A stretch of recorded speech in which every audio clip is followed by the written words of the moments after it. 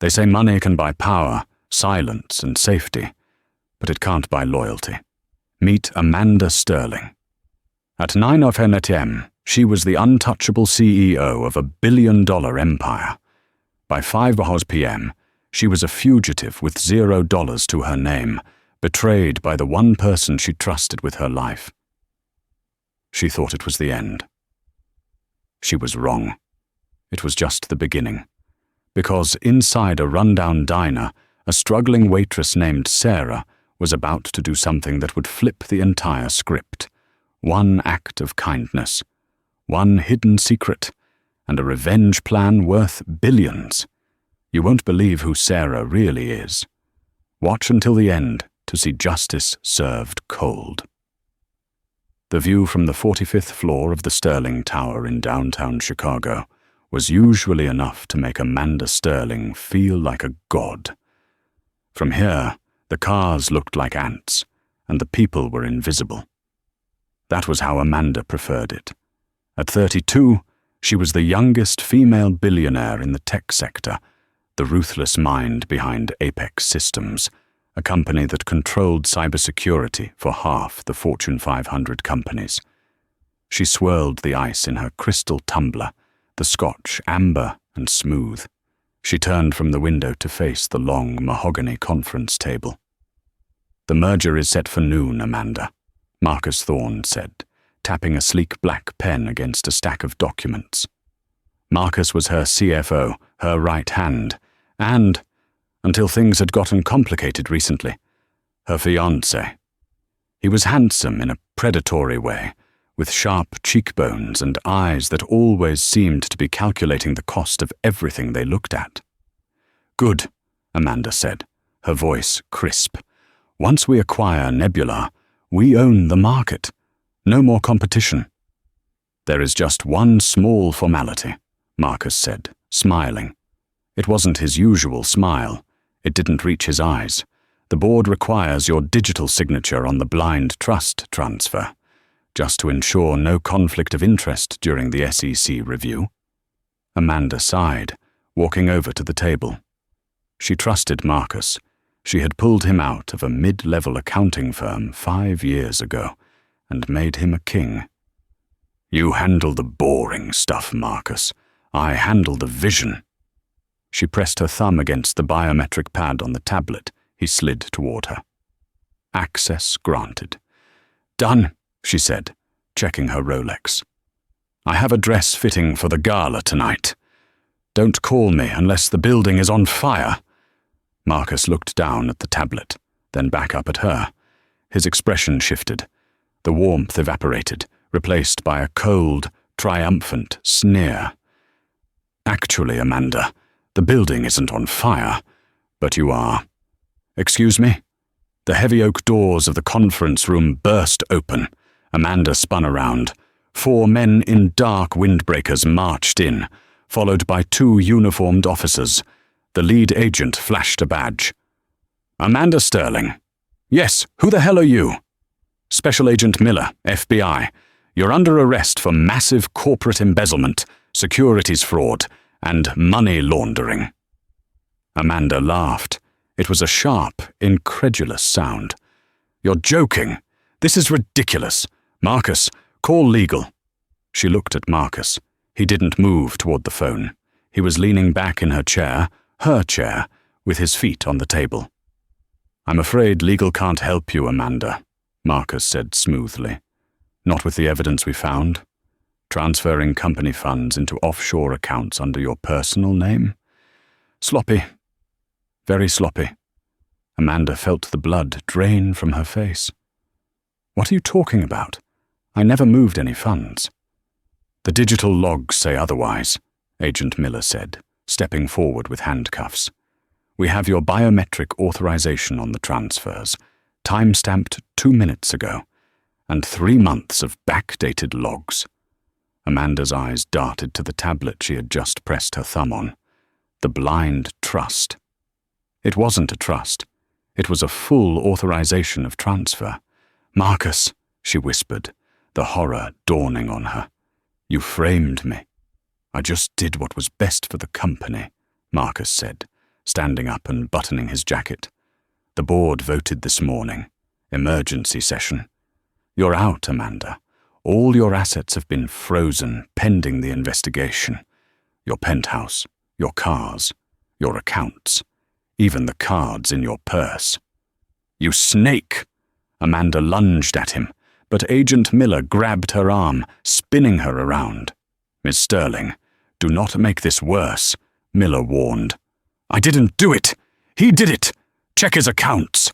she screamed as the cold steel clicked around her wrists. "We have," Miller said. "Mr. Thorne is the whistleblower who alerted us." As they marched her out of her own office, past the gawking employees she had ruled over with an iron fist, Amanda locked eyes with Marcus one last time. He mouthed 2 words: checkmate.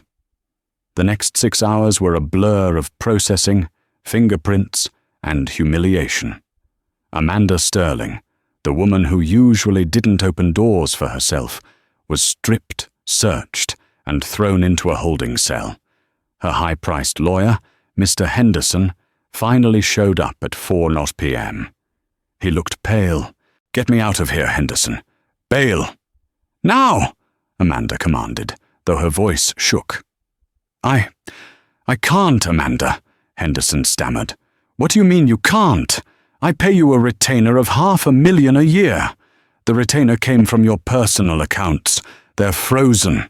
The firm dropped you an hour ago. I'm only here as a courtesy to tell you that you need a public defender." Amanda felt like the floor had opened up. "I have nothing?" "Marcus, Mr. Thorne." He was thorough. "They seized everything. However, there was a procedural error with the warrant timing. You're being released on your own recognizance until the arraignment on Monday. But they took your passport." "I'm free to go."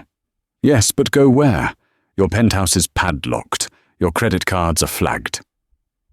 Amanda walked out of the precinct into the heavy Chicago rain. She was wearing her designer silk blouse and tailored trousers, but without her coat, which had been evidence. She had her phone, but the service had been cut. She had her wallet, but every card inside was a useless piece of plastic. She stood on the sidewalk, the rain plastering her hair to her face.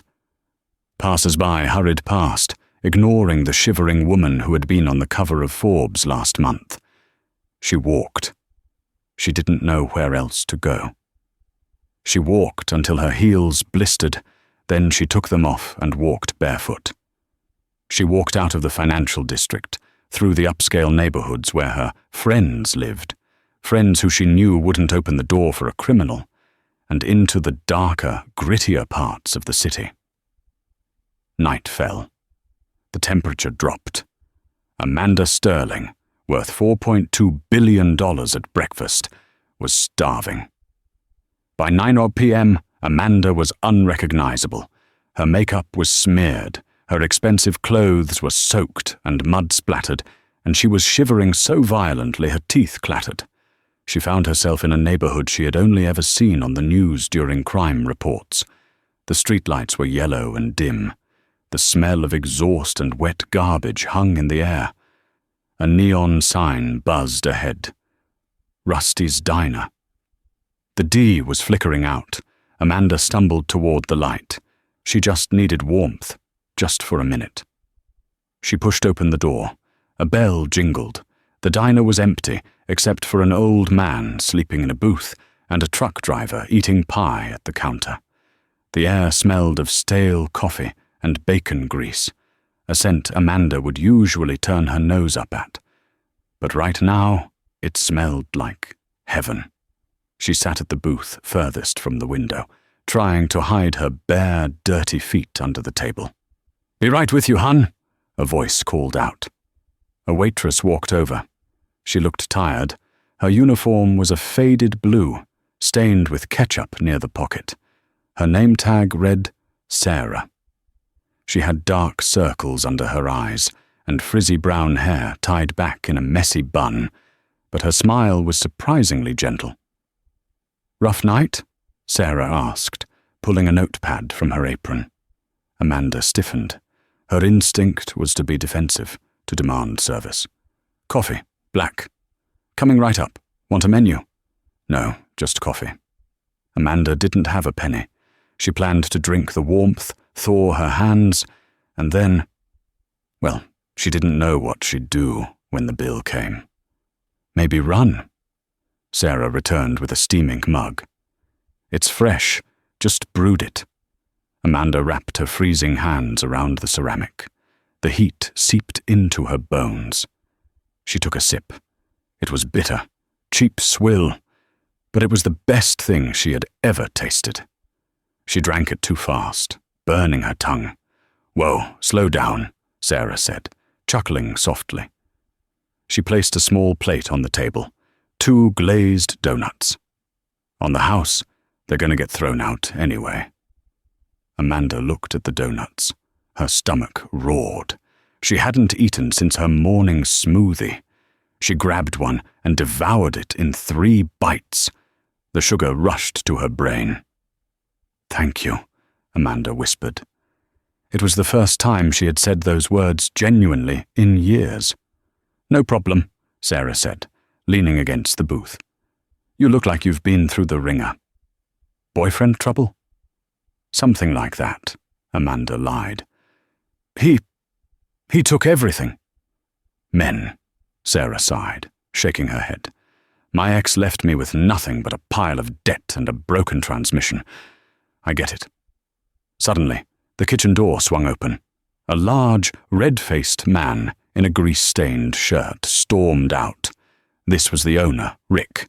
"Sarah, stop yapping and clean the grease trap, and who is this?" Rick pointed a spatula at Amanda. "We aren't a shelter. If she ain't ordering a meal, she's gotta go."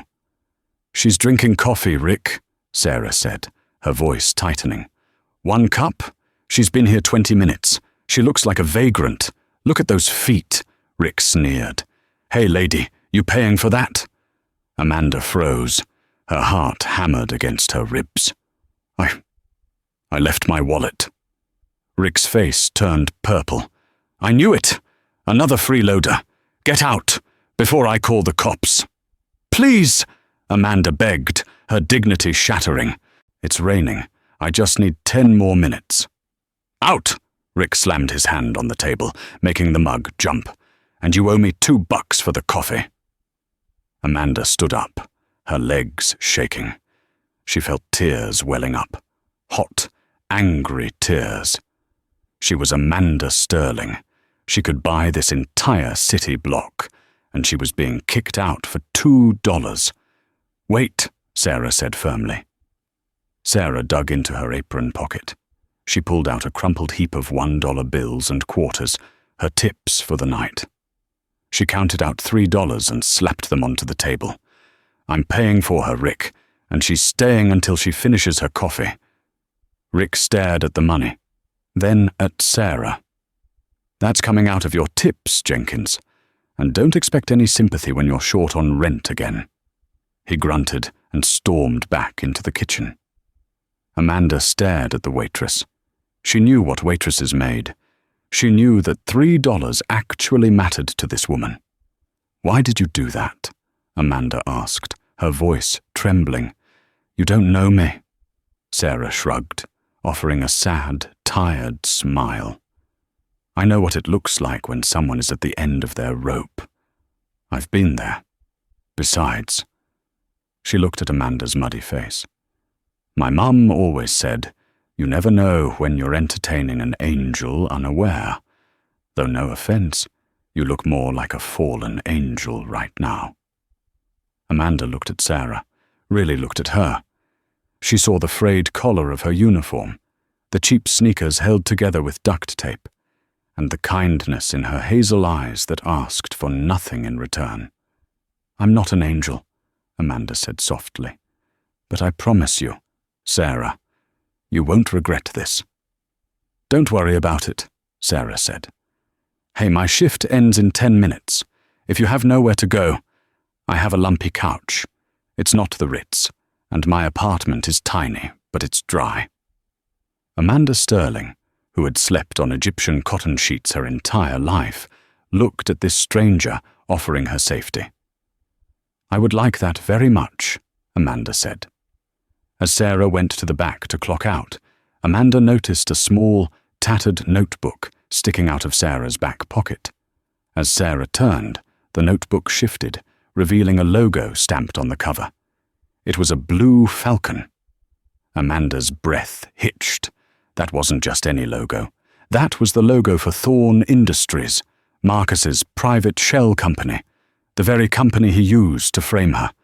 Why did a waitress in a slum diner have a notebook from a top-secret shell corporation? The gears in Amanda's mind, dormant from shock, began to whir back to life. The billionaire was down, but she wasn't out. And fate had just dealt her a card she didn't expect. The apartment was a fourth-floor walk-up in a building that smelled of boiled cabbage and damp plaster. Sarah unlocked the door, struggling with a sticky lock, and ushered Amanda inside. It was a studio apartment, no bigger than Amanda's walk-in closet at the penthouse. A mattress sat on the floor in one corner. A small kitchenette was in the other. But what caught Amanda's eye wasn't the poverty. It was the wall above the desk. It was covered in schematics, complex network topologies, lines of code scribbled on napkins, and newspaper clippings. And right in the center, pinned with a red thumbtack, was a photo of Marcus Thorn. Amanda froze in the doorway, water dripping from her hair onto the linoleum. "Make yourself at home," Sarah said, tossing her keys into a bowl. "Bathroom is through that door. I'll find you some dry clothes. They might be a little big on you. You're tiny." Amanda didn't move. She pointed a shaking finger at the wall. "Why do you have a picture of my fiancé?" Sarah stopped mid-stride. She turned slowly, her eyes narrowing. The kindness that had been there in the diner evaporated, replaced by a sharp, cold suspicion. "Your fiancé?" Sarah's voice dropped an octave. "You said you had boyfriend trouble. You didn't say your boyfriend was Marcus Thorn?" Amanda realized her mistake instantly. She was tired, emotional, and careless. She straightened her spine, trying to summon the CEO persona that usually protected her. "I am Amanda Sterling, and Marcus Thorn framed me today for a federal crime I didn't commit." Sarah stared at her. The silence stretched, thick and suffocating. Then Sarah let out a short, harsh laugh. "Amanda Sterling," Sarah repeated, shaking her head. "The Ice Queen of Chicago. I should have recognized you, even without the Gucci armor. You look different when you're drowning. You know who I am?" "Know you?" Sarah walked over to the desk and picked up the blue falcon notebook Amanda had seen earlier. She slammed it down on the table. "I used to work for you, Amanda.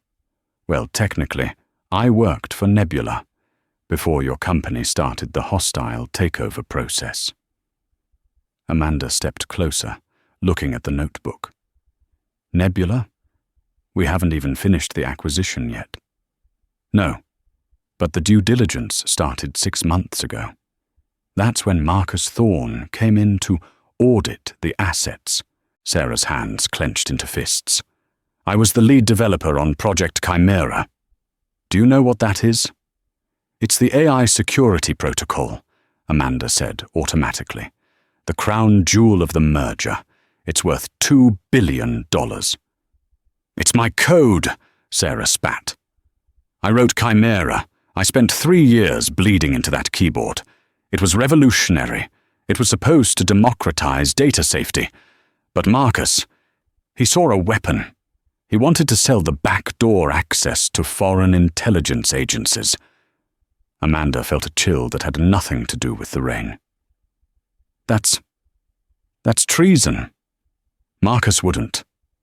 "He would. And he did," Sarah said, her voice trembling with suppressed rage. "When I found out, I tried to blow the whistle. I went to the board. The next day, my hard drives were wiped. I was fired for corporate espionage. Marcus blacklisted me. I lost my job, my reputation, my insurance. My little sister, Lily, she has cystic fibrosis. Without that insurance. Sarah's voice broke. She looked away, blinking back tears. We lost the house. We ended up here, waiting tables to buy insulin and inhalers. Amanda sank onto the edge of the mattress. The pieces were falling into place. Marcus hadn't just framed her. He had been building a criminal empire right under her nose for months. He had destroyed this woman's life to clear the path for the merger. He's selling Chimera tomorrow, Amanda whispered. That's why he needed me out of the way today. As CEO, I would have to sign off on the final code release. He knew I would spot the back door eventually. Tomorrow? Sarah whipped around. No, the launch isn't for 2 weeks. He moved it up, Amanda said. He framed me to trigger an emergency vote. He's in control now. If he sells that code tomorrow at noon, he disappears with billions, and the world's data security collapses. Sarah paced the small room, running her hands through her hair. I have the source code in my head.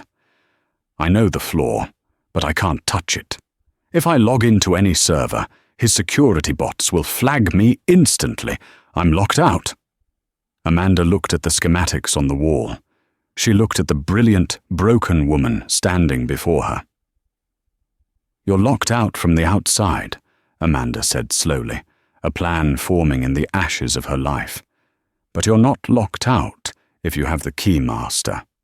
Sarah looked at her. Who's the Keymaster? Me, Amanda said. I have the biometric clearance levels that supersede Marcus. Even if he locked me out of the bank accounts, he can't scrub my biometrics from the core server without a physical reboot of the mainframe at Sterling Tower. He won't do that until the weekend because it shuts down the grid. So? Sarah asked. You can't walk into Sterling Tower. You're a fugitive. Every guard has your face on a wanted poster. I don't need to walk in, Amanda said, standing up. The fire was back in her eyes. The shivering had stopped. I just need to get close enough to the internal network, and I need a computer that isn't traceable. Sarah kicked a plastic bin under her desk. It rattled with electronic junk. I can build a rig. It won't be pretty, but it'll fly. But we need a high-gain antenna to hit the tower's signal from the street, and that costs money, which neither of us has. Amanda looked down at her hand. Her ring finger was bare. The FBI had taken the engagement ring. She touched her neck. No necklace. Then she remembered. Do you have a pair of pliers? Amanda asked. What? Why? Just get them. Sarah rummaged in a drawer and handed over a rusty pair of pliers. Amanda kicked off her right shoe. She picked it up, a bespoke Italian leather heel, ruined by the mud. She flipped it over. With a grunt of effort, she used the pliers to rip the heel off the sole. It snapped with a crack.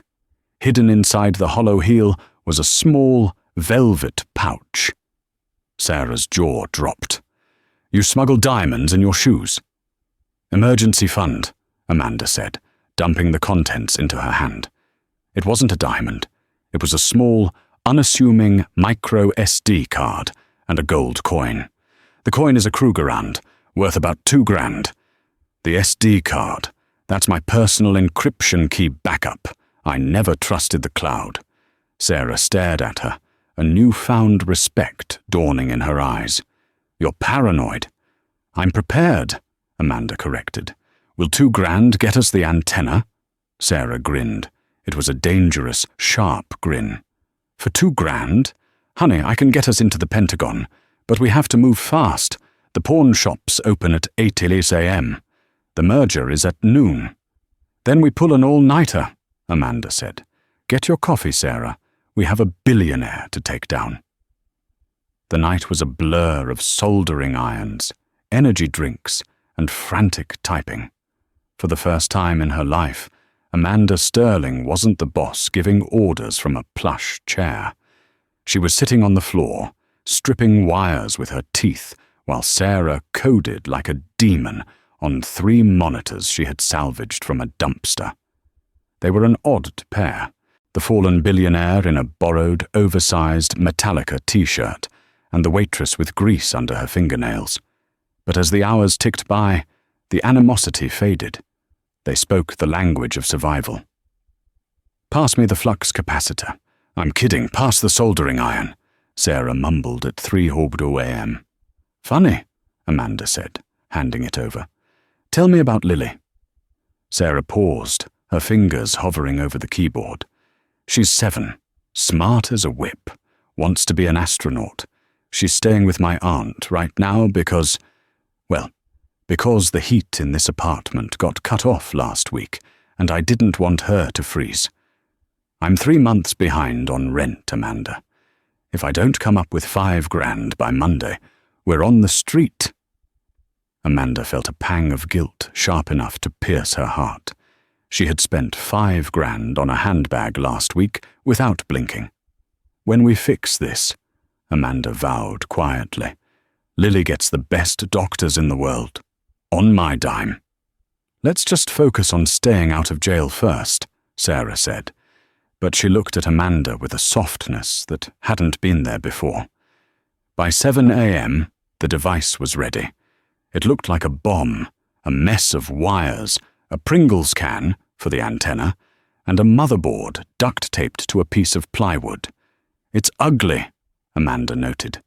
"It's beautiful," Sarah countered. "It's a directional Wi-Fi interceptor with a spoofing protocol. We just need to get within 500 feet of the Sterling Tower server room. That means we need to be in the alleyway behind the building." "The alleyway is patrolled," Amanda said, "and there are cameras." "I've already looped the camera feed for the alley." Sarah tapped a key. "You think I haven't been planning how to burn that place down for months? I just lacked the access codes. You brought the key." They left the apartment at 8:00 a.m. Amanda pawned the gold coin at a shop on 4th Street. The broker tried to lowball her, offering $800. Amanda, channeling her boardroom ruthlessness, verbally dismantled his valuation logic until he gave her $1,900 and an apology. They used the cash to buy burner phones, a black hoodie for Amanda, and breakfast. By 11:00 a.m., they were in position. The alley behind Sterling Tower was narrow, shadowed by the looming skyscrapers. It smelled of ozone and wet brick. Rain was still drizzling, washing away the city's grime. "Okay," Sarah whispered, crouching behind a dumpster. She opened her laptop and plugged in the Pringles can antenna. "Aim it at the 3rd window from the top. That's the server ventilation shaft." Amanda held the device steady, her arms aching. "How long?" "I'm handshaking with the network now," Sarah muttered, her fingers flying. "Bypassing the firewall, creating a ghost tunnel." "Okay, I'm at the login screen. Do your magic." Amanda closed her eyes, visualizing the biometric hash code she had memorized, a 64-character alphanumeric string that represented her digital fingerprint. She recited it to Sarah. "Alpha 7 Tango 0. Wait." Amanda opened her eyes. A black SUV had just pulled into the mouth of the alley. "Sarah," Amanda hissed. "Company." Sarah didn't look up. "I'm almost in. Just keep the antenna steady." 2 men in suits stepped out of the SUV. They weren't police, they were private security, Thorne's security. They wore earpieces and carried concealed weapons. "They're sweeping the perimeter," Amanda whispered. "They know someone is poking the network." "I need 30 seconds to plant the virus," Sarah said, sweat beading on her forehead. "If I disconnect now, the system locks down permanently." "Keep typing," Amanda said, setting the antenna down on a crate and propping it up with a brick so it stayed aimed. "I'll distract them." "Amanda, no! They'll kill you." "They can't kill me. I'm too high profile. But they can arrest me." Amanda pulled the hood up, then thought better of it. She pulled the hood down, If she was going to go down, she was going to go down as Amanda Sterling. She stepped out from behind the dumpster, walking straight toward the security guards. "Hey!" she shouted. "Looking for me?" The guards spun around. Their hands went to their holsters. "It's Sterling," one shouted into his wrist mic. "We have the target. South Alley, secure the package." They rushed her. Amanda didn't run. She stood her ground, buying every second she could for the waitress behind the dumpster. "Don't touch me!" she commanded as they grabbed her arms. "I am the CEO of this company." "You're a fugitive, lady," the guard sneered, slamming her against the brick wall. He cuffed her hands behind her back. "Mr. Thorne gave us specific orders. If we found you, we take you to the basement, not the police station." Amanda's blood ran cold. The basement meant a quiet disappearance. "The car! Now!" As they dragged Amanda toward the black SUV, she looked back at the dumpster. Nothing moved. Had Sarah finished? Had she run? Just as the guards were shoving Amanda into the back seat, a deafening screech echoed through the alley. Every electronic device within a block, the guards' earpieces, the car's navigation screen, even the digital billboard across the street, suddenly glitched. The screens went black. Then a giant image appeared on the billboard, 50 feet high. It wasn't an ad. It was a video file. Click! A video started playing on the billboard. It was grainy, security footage from inside an office. Amanda's office. It showed Marcus Thorne sitting at the desk, talking to a man in a military uniform. "The code is clean." Marcus's voice boomed through the street speakers, distorted but unmistakable. "I've buried the back door deep. The Americans won't find it until it's too late. Once the transfer clears, the grid is yours." The guards froze. They looked up at the giant screen. They looked at Amanda. Amanda smiled, even as her lip bled. Sarah had done it. She hadn't just hacked the network. She had hijacked the building's media output. She was broadcasting Marcus's treason to the entire city of Chicago. But the victory was short-lived. "Cut the feed!" the lead guard screamed, panic in his eyes. "Get her in the car. We need to move before the feds see this." "Too late," a voice rang out. At the end of the alley, lights flashed. Not the blue of the police, but the red and blue strobes of federal SUVs. Dozens of them. The FBI had been watching. They had been waiting for a mistake, and Sarah Jenkins had just handed them the smoking gun on a silver platter. "FBI, drop your weapons." The guards hesitated, then raised their hands. Amanda slumped against the car seat, exhausted. She watched as Agent Miller, the same man who arrested her yesterday, marched toward her. But this time, he wasn't looking at her with disdain. He was looking past her, towards the dumpster. Sarah slowly stood up, holding the makeshift laptop. She looked terrified. Miller walked right past Amanda and approached Sarah. "That was a hell of a broadcast, Ms. Jenkins," Miller said. Sarah swallowed hard. "Am I under arrest for hacking?" Miller cracked a small smile. "Technically, yes, but I think we can cut a deal, considering you just prevented a national security crisis." He turned to his team. "Get the cuffs off Ms. Sterling. We arrested the wrong CEO." The arrest of Marcus Thorne became the most watched video in internet history within 2 hours. Amanda watched it from the back of an ambulance, a thermal blanket wrapped around her shoulders. She saw Marcus being led out of the Sterling Tower in handcuffs, his face pale, his expensive suit rumpled. He didn't look like a mastermind anymore. He looked like a scared accountant. The press had descended like vultures, their flashbulbs popping in a blinding rhythm. "Ms. Sterling." Amanda looked up. Agent Miller was standing there, holding a plastic bag containing her personal effects, her phone, her platinum credit cards, and her passport. "You're cleared," Miller said. "The charges have been dropped. The district attorney is actually fast-tracking a case against Thorne and his co-conspirators. We found the wire transfer logs on his encrypted drive. You were right. He was funneling money through your accounts to set you up. Thank you, Amanda said, taking the bag. Her voice sounded hollow. You should go home, Miller said kindly. Get some rest. It's over. Where is she? Amanda asked, scanning the chaotic scene of police cars and news vans. Sarah, the woman who hacked the feed. Miller frowned, looking around. She was just here. She gave a statement to Officer Ramirez, said she had to go pick up her sister. Amanda stood up, the blanket falling away. I need to speak to her. I need to thank her. She left, Ms. Sterling. She didn't leave a number. Amanda felt a strange panic rise in her chest. She had her billion-dollar company back. She had her reputation back. But the person who had actually saved her, the only person who had looked at her with kindness when she was a muddy wreck, was gone. Amanda returned to her penthouse that night. The doorman, who had looked at her with suspicion yesterday, practically bowed as she entered. Her cleaning staff had already prepared a bath. She sat in the marble tub, the hot water soaking away the grime of the alleyway and the diner.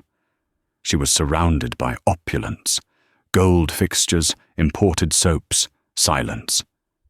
It was the silence that bothered her. For the first time in years, the penthouse didn't feel like a sanctuary. It felt like a museum. Cold, sterile, lonely. She thought about the cramped apartment with the peeling paint. She thought about the lumpy couch. She thought about Sarah sharing her last donut. Amanda got out of the bath, wrapped herself in a silk robe, and poured a glass of vintage wine. She walked to her floor-to-ceiling window. The city lights twinkled below. Somewhere out there, in the dark spots of the grid, Sarah was struggling to pay rent. No, Amanda said aloud, not on my watch. She sat at her desk and opened her laptop. She logged into the Apex Systems HR database. She typed in Sarah Jenkins. No results found. Amanda frowned. Sarah said she had worked for Nebula, the company Amanda was acquiring. Amanda logged into the Nebula employee archive. No results found. That's impossible, Amanda muttered. Sarah knew the code for Project Chimera. She claimed she wrote it. You don't write $1 billion security protocol and not exist in the payroll system. Amanda opened a secure channel to her private investigator, a man named Vance, who could find a needle in a haystack. Find me everything on a Sarah Jenkins. Age approx 28. Waitress at Rusty's Diner. Former coder. Sister named Lily, Vance replied 10 minutes later. Miss Sterling, I've run the checks. There is no Sarah Jenkins who fits that description. The social security number on her employment form at the diner is fake. It belongs to a deceased man from Ohio. Amanda's heart skipped a beat. Who are you? She whispered. She went back to the code Sarah had injected into the broadcast. The FBI had given Amanda a copy of the log files. Amanda wasn't a master coder. She was a businesswoman, but she knew enough to read syntax. She scrolled through the script Sarah had written in the alley. It was elegant, brutally efficient. It bypassed military-grade encryption like it was tissue paper. And then, at the very bottom of the code, buried in the metadata, she saw it. A digital signature. Execute Protocol Icarus. Signed Daedalus. Amanda dropped her wine glass. It shattered on the hardwood floor, staining the rug red. Daedalus. In the tech world, Daedalus wasn't a person. They were a myth. A ghost. Daedalus was the hacker who had exposed the Swiss bank laundering scheme 5 years ago. Daedalus was the one who had patched the global power grid vulnerability before terrorists could exploit it. Every government agency and tech giant, including Apex, had been trying to hire or arrest Daedalus for a decade. and Daedalus was a waitress named Sarah who needed money for her sister's insulin. Amanda didn't sleep. She couldn't. The woman she had treated to a $2 coffee was the most brilliant mind of her generation. And she was in hiding. Why? By dawn, Amanda had a plan. She didn't need a PI. She needed bait. The next morning, Amanda walked into the Apex Systems boardroom. The room was full of nervous executives, the people who had let Marcus frame her, the people who had stood by and done nothing. "Sit down," Amanda commanded. Her voice was steel. They sat. "As of this morning, I am initiating a complete audit of this company," Amanda announced. "But first, we have a PR crisis to manage. The world thinks our security is a joke because of Marcus. We need to prove we are untouchable." "How do we do that, Amanda?" asked the new interim CFO, a trembling man named Peters. "We are going to hold a contest," Amanda said, a predator's smile playing on her lips. "A public hackathon. 1 week from today. I am putting a bounty on our own server. $10 million cash to anyone who can crack the new Chimera firewall." "10 million?" Peters choked. That's insane. What if someone wins?" "Someone will win," Amanda said confidently, "because I'm inviting her." Amanda launched the campaign globally. Billboards, social media, news outlets. The headline was simple: "Can you break the apex? 10 mitos bounty." But Amanda added a hidden message. In the source code of the contest website, she embedded a line of text that wouldn't be visible to the public, only to someone scanning the raw data packets. To the angel in the diner: "The coffee is on me this time. Come get your check." Then she waited. 3 days passed. Thousands of hackers tried. Script kiddies from Russia, state-sponsored teams from North Korea, basement dwellers from London. They all bounced off the firewall. On the 4th day, Amanda was in her office, staring at the live traffic monitor. Suddenly, the traffic spiked. A single IP address was pinging the server. The location was masked, bouncing from server to server. Tokyo, Reykjavik, Johannesburg, Chicago. "Here we go," Amanda whispered. The firewall didn't just break, it dissolved. The intruder walked through the digital defenses as if they owned the place. The screen turned black. Then, a chat window opened on Amanda's secure terminal. "Unknown user."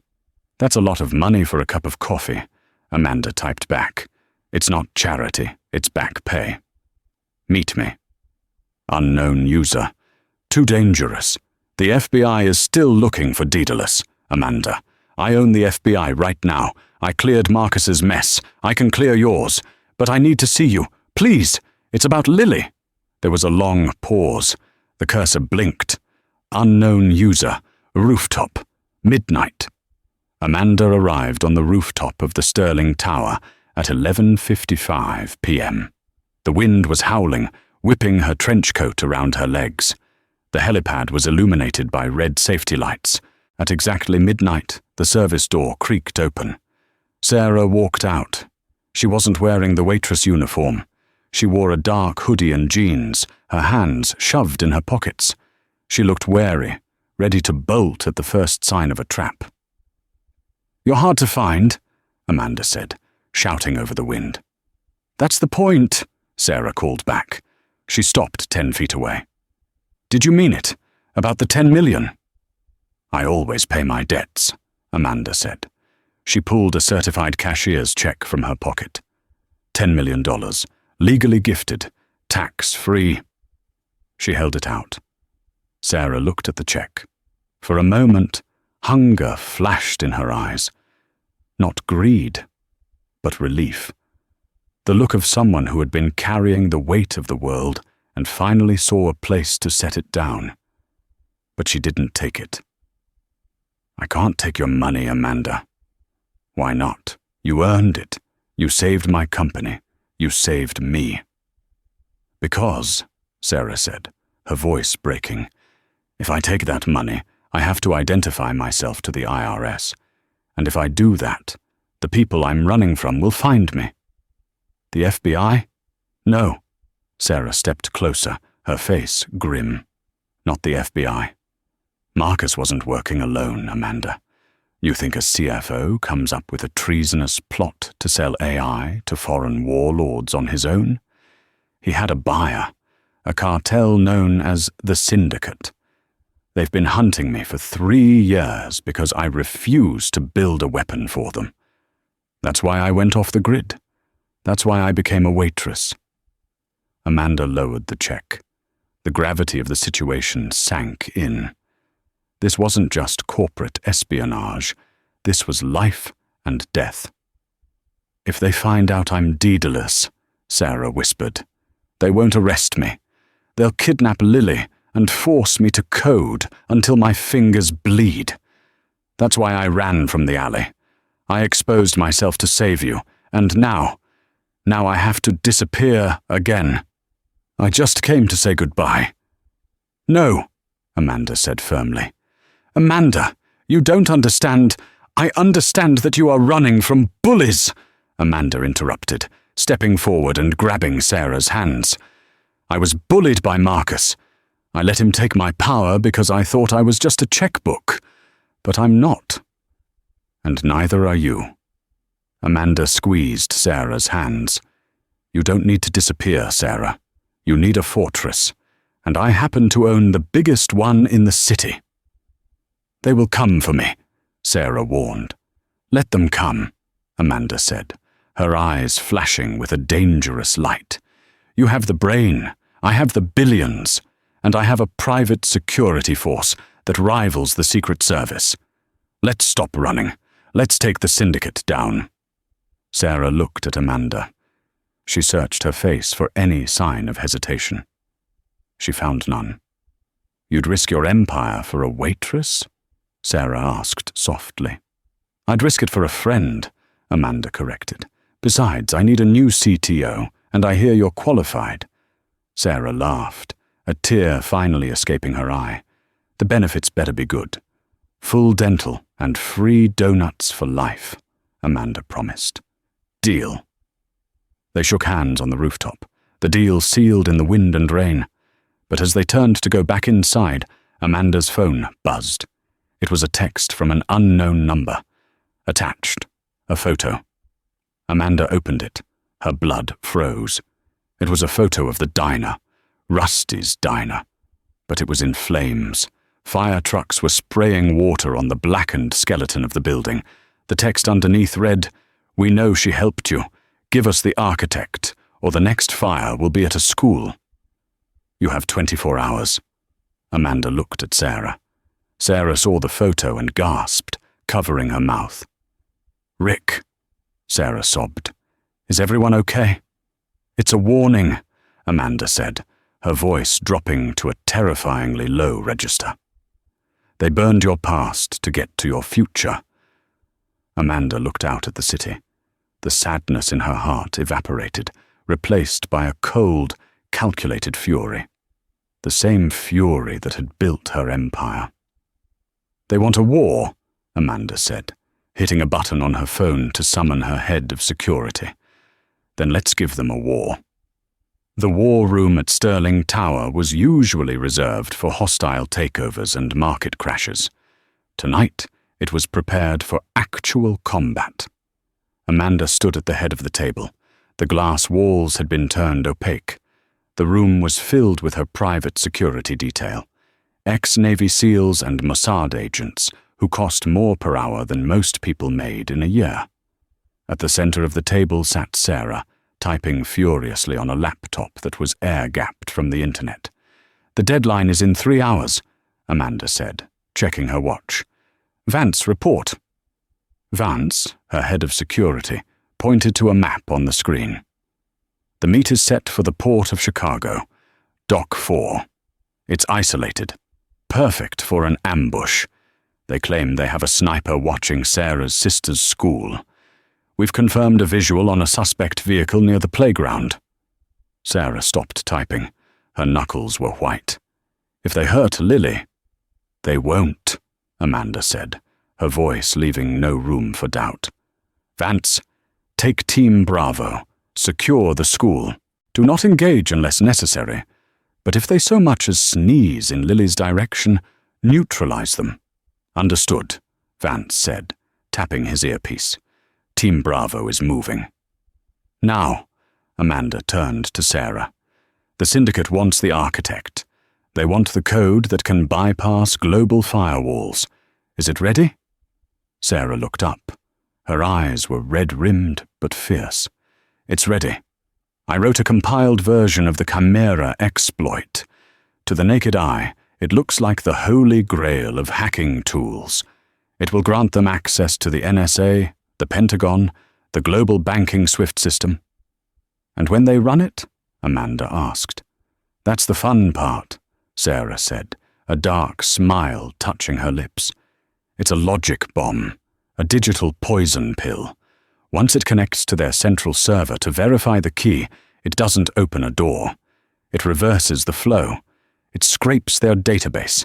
It downloads every identity, every offshore account, every murder order, and broadcasts it directly to Interpol, the FBI, and, just for kicks, the New York Times.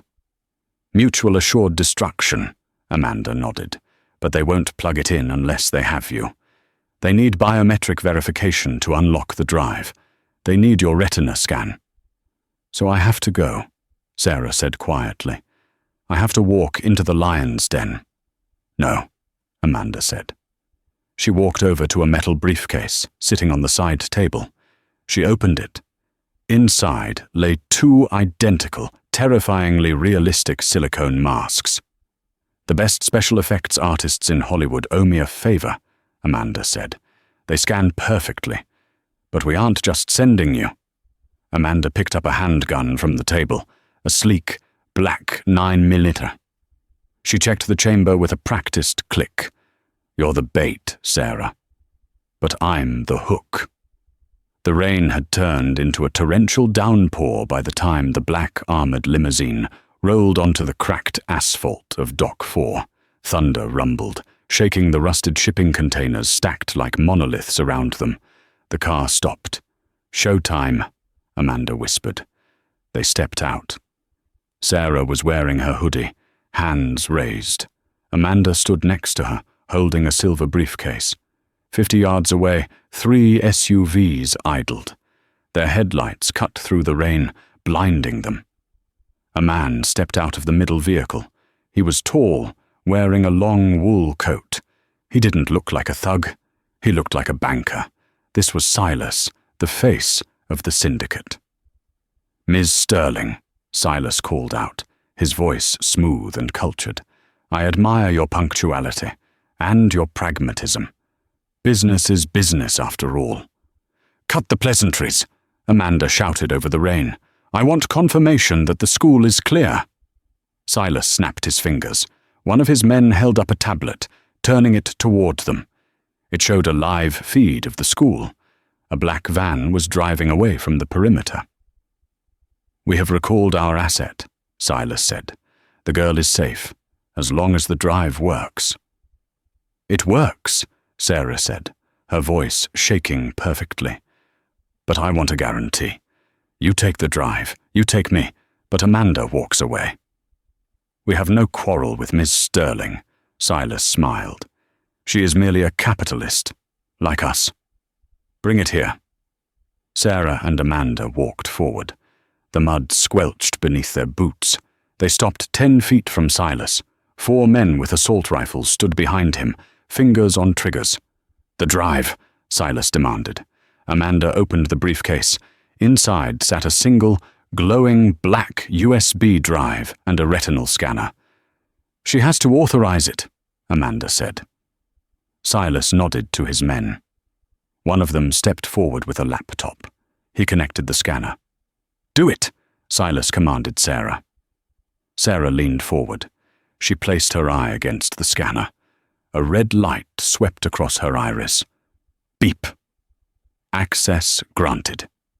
The laptop screen flooded with green text. Code cascaded down the terminal. It's initializing, the technician said, his eyes widening.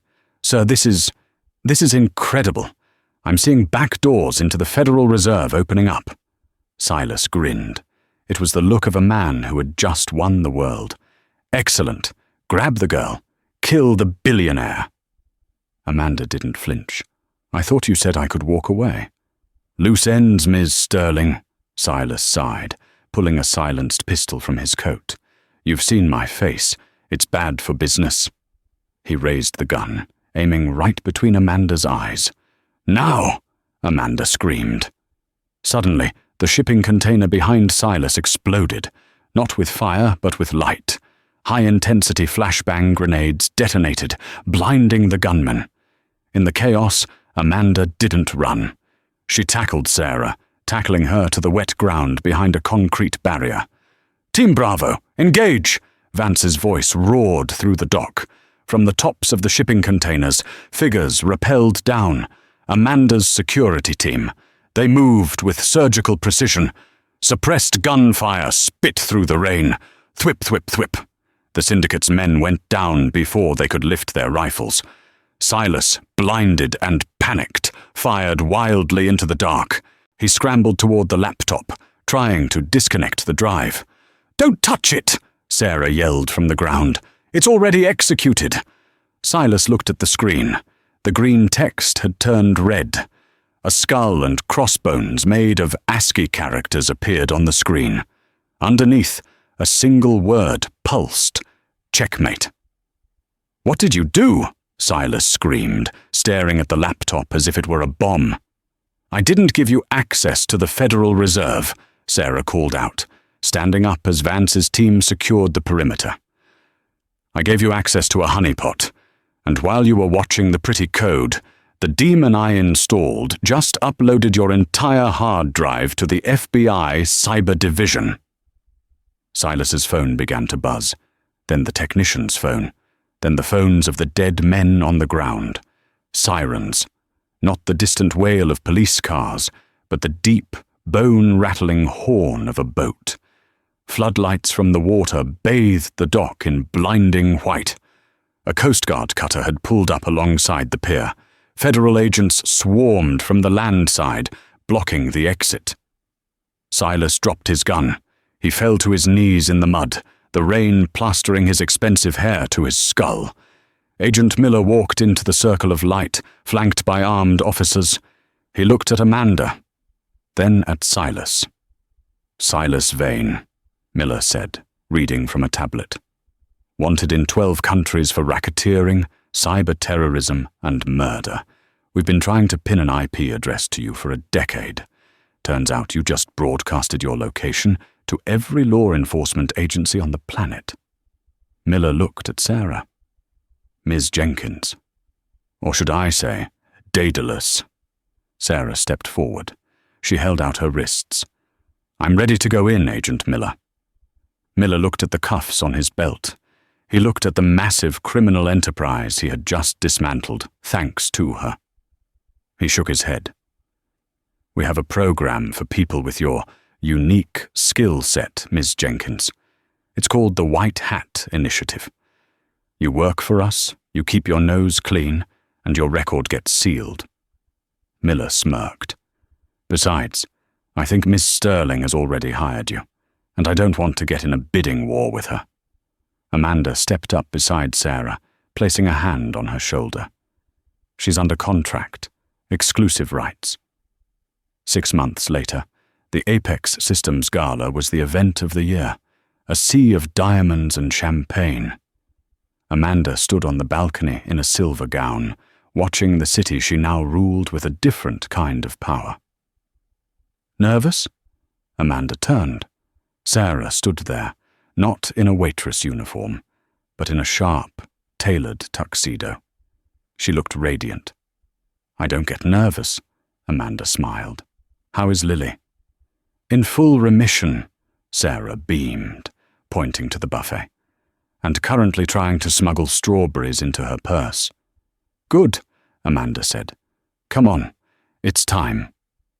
They walked onto the main stage together. The room went silent. "Thank you all for coming," Amanda commanded the microphone. For years, I thought strength was about building walls. I was wrong. Strength is about who you let inside the walls. I'd like to introduce you to my new partner and the CEO of our new division, Phoenix Security. Amanda gestured to Sarah, the woman who saved my company and my life. Sarah Jenkins. The applause was deafening. Flashbulbs popped like fireworks. Sarah stepped forward. She didn't stutter. She didn't look down. For a long time, I thought code was for hiding, Sarah said, her voice ringing clear.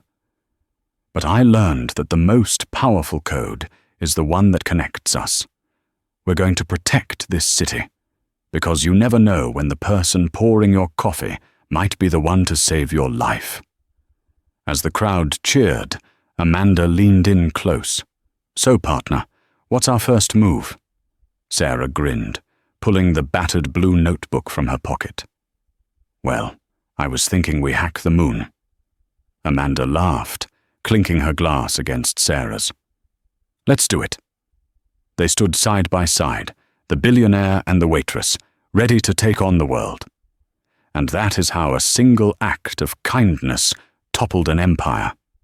Amanda lost her billions to find her humanity, and Sarah risked her freedom to find a friend. They went from enemies to partners, proving that loyalty is the ultimate currency. Did you expect the waitress to be the legendary hacker, Daedalus? Let me know in the comments. If you enjoyed this story of betrayal and redemption, please smash that like button. It helps the channel so much. Don't forget to subscribe and ring the bell so you never miss a drama. Thanks for watching, and remember, never judge a book by its cover. See you in the next video.